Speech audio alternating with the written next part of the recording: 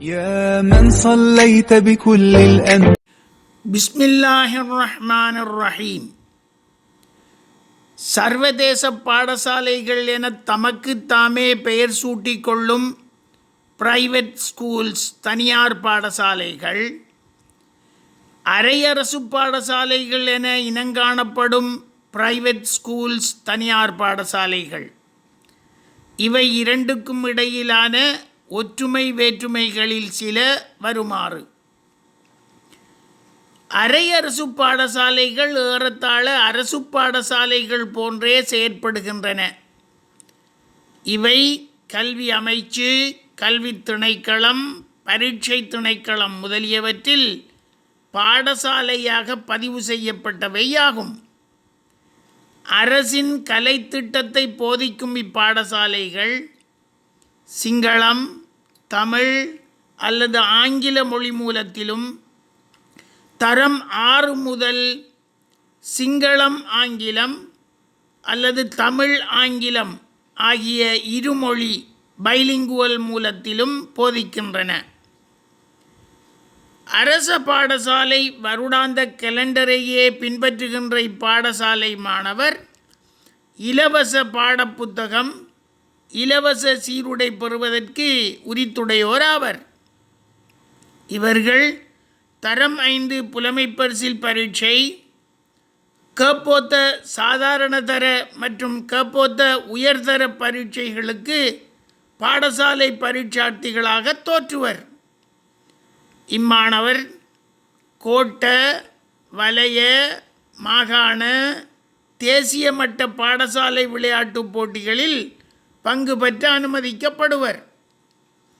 இவர்கள் தேசிய அடையாள அட்டைக்கு பாடசாலை ஊடாக விண்ணப்பிக்க முடியும்.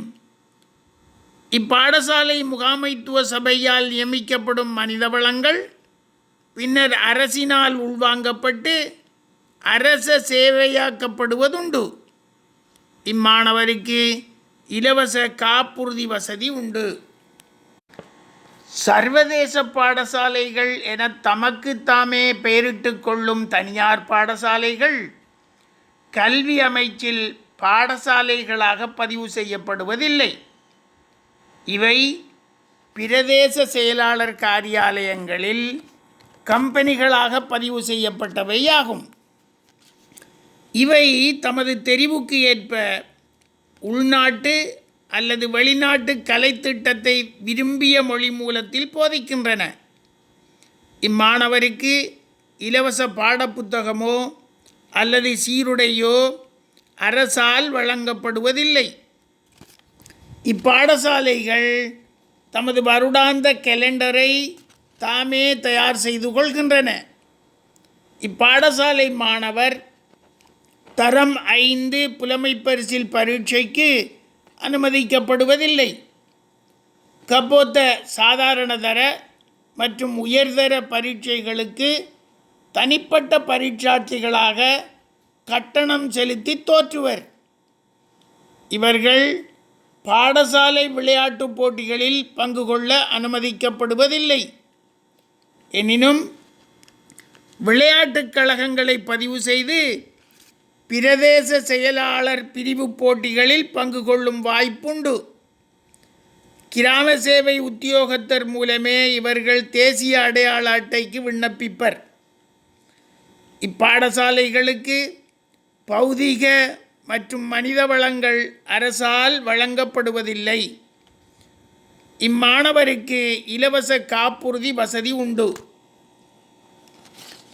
இவற்றுக்கு அப்பால் சர்வதேச பாடசாலைகள் ஸ்தாபிக்கப்படுவதற்கான வழிகள் திறந்துவிடப்பட்டிருப்பது போன்றே அரை அரசு பாடசாலைகள் நிறுவப்படுவதற்கான வழிகள் மூடப்படவில்லை என்பதை சமூகம் தெரிந்து கொள்ளல் வேண்டும். முஸ்லிம் சமூகத்தில் தற்காலத்தில் சர்வதேச பாடசாலை மோகம் பெரிய அளவு காணப்படுவதை புள்ளி விவரங்கள் காட்டுகின்றன. தமது பிள்ளைகள் படித்து பட்டம் பெற வேண்டும் என்பதை விடுத்து 4 பேருக்கு முன்னால் 2 வார்த்தை ஆங்கிலத்தில் பேச வேண்டும் என்ற எதிர்பார்ப்புடனேயே அநேகமான பெற்றார் தமது பிள்ளைகளை அங்கு அனுப்புவதாக அறிய முடிகின்றது. மட்டுமன்றி சர்வதேச பாடசாலையில் பிள்ளை படிப்பதானது ஒரு சமூக அந்தஸ்தாகவும் கௌரவமாகவும் கருதப்படுகின்றது. ஆனால் சர்வதேச பாடசாலைகளை கட்டுப்படுத்தும் விதிகள் எதுவும் இல்லாமையால் விரல் விட்டெண்ணக்கூடிய சிலவற்றை தவிர அநேகமான பாடசாலைகள் போதிய பௌதிக வளமோ மனித வளமோ இன்றி பணம் சம்பாதிக்கும் வர்த்தக நிலையங்களாகவே செயல்படுகின்றனவென்பதை இப்பெற்றோர் அறிவதில்லை. இப்பெற்றோருக்காக நாம் சில வினாக்களை முன்வைக்க விரும்புகின்றோம். உங்கள் பிள்ளை கற்கும் சர்வதேச பாடசாலையை நடாத்துகின்ற இயக்குநர்களின் கல்வி மற்றும் தொழில் தகைமை என்ன? அவர்களின் தனிப்பட்ட சமூக வாழ்க்கை நீங்கள் திருப்திப்படுமாறு அமைந்துள்ளதா? அங்கு அதிபராக கடமையாற்றுபவரின் கல்வித் தகைமை யாது மற்றும் தொழில் தகைமை என்ன? பாடசாலை முறைமையில் அவரது அனுபவம் எத்தகையது? கற்பிக்கும் ஆசிரியர்கள் மொழி தேர்ச்சி உடையவர்களா? கல்வித் தகைமை போதிய அளவு உள்ளவர்களா? அவர்களது தொழிற்தகைமை திருப்திகரமாக உள்ளதா? பாடசாலையின் அடிப்படை வசதிகளான கழிவறை மற்றும் நீர் விநியோகம் திருப்திகரமாக அமைந்துள்ளனவா? வகுப்பறை காற்றோட்டம் உள்ளதா? வெளிச்சம் போதிய அளவு உண்டா? இடவசதி போதுமானதா?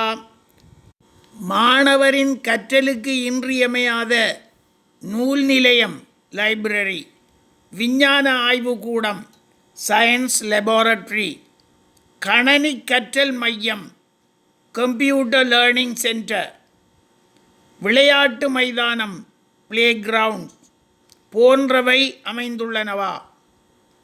கற்பித்தலில் நவீன சாதனங்கள் பயன்படுத்தப்படுகின்றனவா? பாடசாலை சுத்தம், மாணவர் ஒழுக்கம், சீருடை, ஆசிரியர் கட்டுப்பாடு போன்றவை முறையாக நிர்வகிக்கப்படுகின்றனவா? அப்பாடசாலையில் நடைமுறைப்படுத்தப்படும் கலைத்திட்டம் யாது? அக்கலைத்திட்டம் மாணவர் எதிர்நோக்கும் எதிர்கால சவால்களுக்கு அவர்களை தயார் செய்ய போதுமானதா? எல்லா பாடங்களுக்கும் ஆசிரியர்கள் நியமிக்கப்பட்டுள்ளனரா? முறையான நேர அட்டவணை தரப்படுகின்றதா? பாடங்கள் கிரமமாக நடைபெறுகின்றனவா? போன்ற இன்னோரென்ன வினாக்களுக்கெல்லாம் திருப்திகரமான விடையளிக்கப்படல் வேண்டும். திருப்திகரமான பதில் கிடைக்காவிடின் கட்டணம் செலுத்தி நீங்கள் உங்கள் பிள்ளைகளை அங்கு அனுப்புவது பொருத்தமா என்பதை பெற்றோர்களே ஒரு முறைக்கு இருமுறை சிந்தித்து பாருங்கள்.